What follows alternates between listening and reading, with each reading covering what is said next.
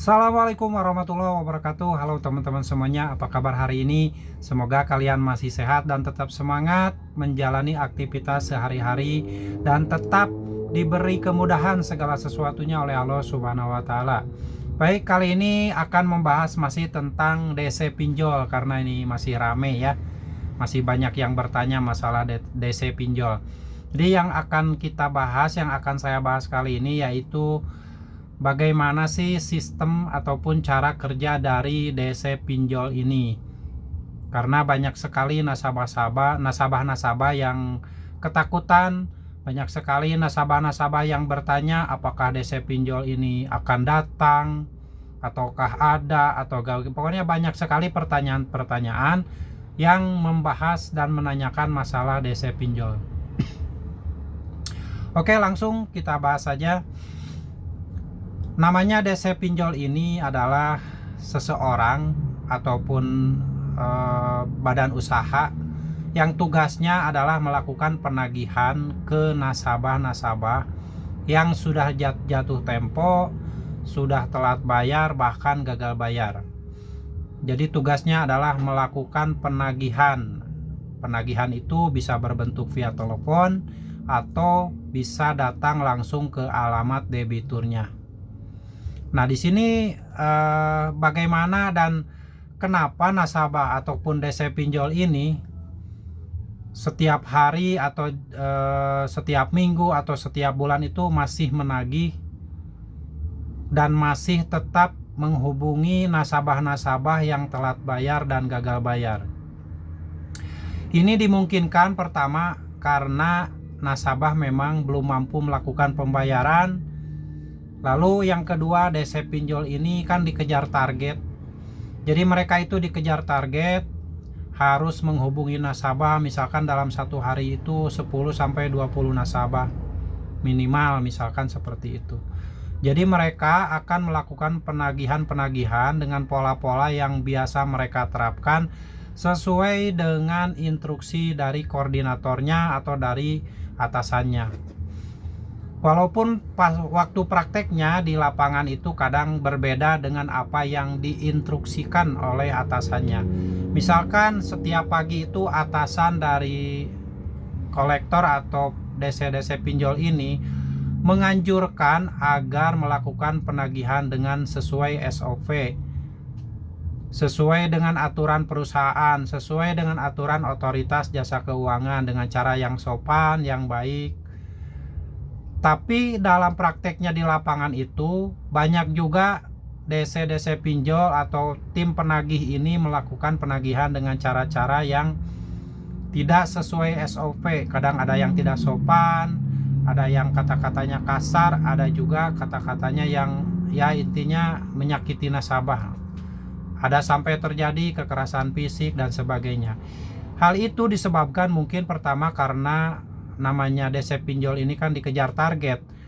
Kalau misalkan mereka tidak bisa mencapai target, ada kemungkinan mereka tidak mendapatkan gaji ataupun tidak mendapatkan bonus dari target yang sudah dilakukan atau sudah diterapkan di perusahaannya.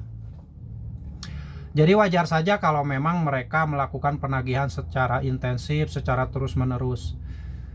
Nah, itu target itu yang harus mereka capai. Jadi pendapatan namanya kolektor lapangan atau DC pinjol dan lain-lain itu ditentukan oleh target yang sudah mereka pegang. Kalau target tersebut ternyata melenceng, tidak bisa dicapai, ada kemungkinan DC pinjol tersebut mungkin ada yang resign, ada yang dipecat, ada yang masih bisa diteruskan, tergantung dari performa dari si DC pinjol itu sendiri. Dan biasanya dikasih waktu minimal 3 bulan dari mulai pertama bergabung. Jadi jangan heran misalkan di bulan pertama sejak DC pinjol ini gabung, sistem ataupun cara-cara penagihannya betul-betul rajin lah, istilahnya rajin nagih lah. Bulan kedua kalau misalkan nasabahnya cuek, nasabahnya tidak atau belum membayar, ya mungkin intensitas penagihan berkurang. Nah, lalu bulan ketiga karena nasabahnya juga belum ada yang bayar dan tidak mencapai target, akhirnya dia resign karena capek nagih nasabah, target tidak tercapai, uang tidak ada, uang transport habis karena mengeluarkan dana pribadi. Nah itulah cara-cara penagihan DC pinjol yang akhirnya di lapangan itu terjadi yang namanya arogansi, kekerasan fisik, karena mereka dikejar oleh target. Nah bulan ketiga atau bulan keempat, kadang tiba-tiba masih ada lagi yang nagih, ganti lagi kolektornya. Itu karena kalau kolektor yang sebelumnya atau DC pinjol sebelumnya sudah resign, sudah berhenti atau dipecat, nah perusahaan pinjol ini merekrut lagi tim penagih yang baru, sehingga yang baru ini kan semangatnya masih menggebu-gebu, semangatnya masih betul-betul ingin mencapai target. Mereka belum tahu bagaimana sistem kerja DC pinjol ini seperti apa, sehingga masih semangat lah bulan pertama.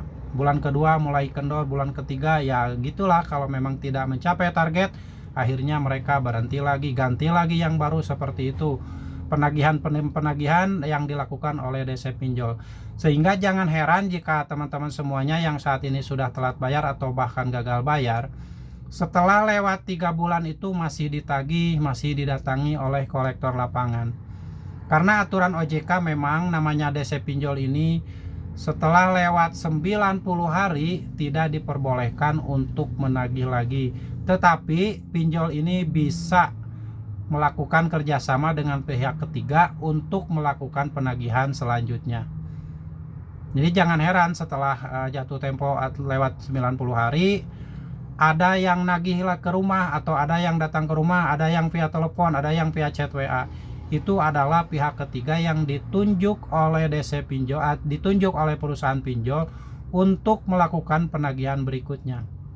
Nah pihak ketiga juga sama sistem atau cara kerjanya, yaitu kalau misalkan bulan pertama ini DC pinjol ini dikasih target misalkan 1000 nasabah.